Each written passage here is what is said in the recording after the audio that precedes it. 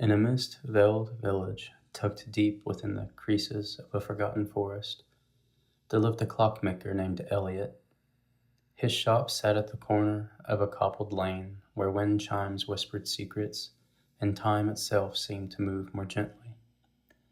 Elliot was not just a craftsman of gears and pendulums, he was a steward of time's quiet pulse, a guardian of something older than the sun. No one knew where Elliot had come from, only that he had always been there. Villagers spoke in hushed tones about how the seasons seemed to turn around his clocks, how no storm ever came early and no spring ever lingered too long. Children believed he could slow down a day just enough to make summer last. One damp autumn morning, a boy appeared at Elliot's door. He was thin, barefoot, with tangled hair the color of chestnut bark and eyes like glass marbles that shimmered blue in the morning light. "I want to learn," the boy said. Elliot studied him from beneath bushy white brows, his expression unreadable. After a moment, he stepped aside. "If you want to learn," he said, "you must listen more than you speak." The boy's name was Lynn, and he listened. He listened through the hum of gears and the sigh of springs. He listened to the gentle clinks of clock hands dancing in perfect synchrony to Elliot's quiet, rhythmic breathing as he worked. Days bled into months, and months folded into years. Elliot taught Lynn how to craft gears thinner than hair and how to carve time into wood. He showed him how to tune a chime to match the song of the wind, and how to build a clock that woke only when the moon rose full. But there were always things Elliot would not explain. A great iron door in the back of the wood shop remained locked at all times. Lynn once asked about it. "Not yet," Elliot said. "That room holds questions you're not ready to ask." And so Lynn waited. Time passed. He grew taller, steadier, sharper, but he never stopped listening. On a winter morning, laced with frost, Lynn found Elliot slumped over the workbench, still and silent. His heartbeat, the truest clock of all, had wound down without fanfare. Lynn buried him beneath the pear tree in the backyard, now brittle with snow, its bark gleaming silver in the cold light. The workshop felt empty without Elliot's hum, but Lynn stayed. He kept the clocks running. The village, wrapped in its illusion of permanence, continued on. People noticed. Time felt a little heavier, a little slower, but no one knew why. Then one night, alone and restless, Lynn noticed something. A key. Not large, not ornate, but heavy and old.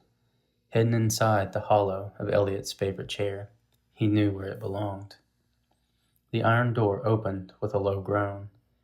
Beyond it, time smelled different, dusty, electric, stale and alive all at once. The room held shelves of broken clocks, pages of notes, blueprints of impossible devices, and in the center, a single timepiece under a glass dome. It ticked backwards. Its frame was black wood, almost charred, but the hands moved smoothly. Beneath it lay a small envelope, yellowed and brittle. Lynn opened the note. "Some time should be unwound, not to relive, but to understand. If you found this, then I'm gone, but maybe I don't have to be. Wind it once, just once, no more.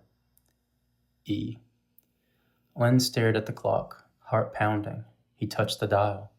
Cold. Did he dare? He turned the key. The world shivered. Clocks around the room stopped. The air felt like it inhaled and forgot to exhale. Suddenly, he was smaller, barefoot, 12 again. And at the door, it opened. Elliot stood there, his face younger, his eyes knowing. This time, Elliot smiled. Over the years that followed, again, Lynn trained. Again, he learned the clocks, the balance of gears and gravity. But this time, Elliot told him stories. This time, Elliot taught him about the room of forgotten hours, about the backward clock and the one chance it offered. Time, Elliot said, isn't meant to be controlled, but it can be listened to, and sometimes it speaks to those who are quiet enough. On Elliot's second death, Len didn't cry. He wound the backward clock again and again, each time learning more, remembering more, changing nothing except what he could carry forward in his mind. He became the master of moments, weaver of days, but with each loop the backward clock ticked a little slower, until one day he turned the key and nothing happened. Len smiled. He had listened enough. He buried the clock under the pear tree, now tall and blooming with golden blossoms, and hung a new one above the workshop door, one that ticked not forward, not backward, but in spirals. And when a girl with copper eyes knocked on his door, barefoot and full of questions, he opened it with a smile. "If you want to learn," he said, "you must listen more than you speak."